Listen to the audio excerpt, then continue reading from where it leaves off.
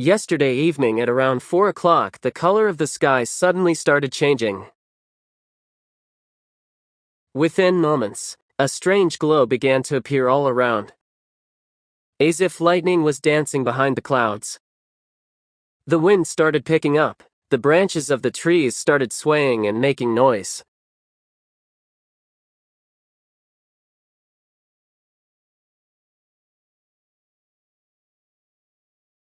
Dry leaves started flying here and there.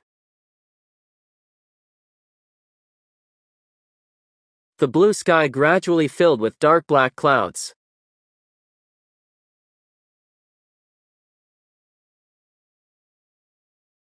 An old uncle is leaving, saying hello. JCB machine flying in the air. Everyone began to pack up their belongings quickly. Shopkeepers began covering their goods. The village women started pulling in the clothes that were drying in the courtyard.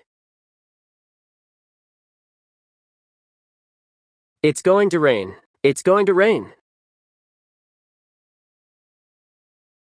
A strange freshness and excitement filled the air, as if Mother Earth was getting ready to wash herself.